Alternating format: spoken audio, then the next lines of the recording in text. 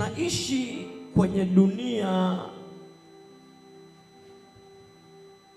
yenye vita. Ukisoma kitabu cha Ufunuo sura ya 12, Biblia inasema kulikuwa na vita mbinguni. Joka akapigana na yule malaika anaitwa Mikaeli, na Biblia inasema yule joka akatupwa duniani.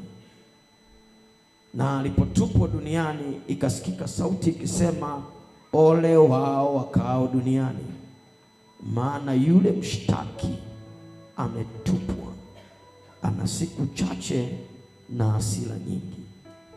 Kwa hiyo shetani alipotupwa kwenye hii dunia, amekuja ashindane na wanadamu.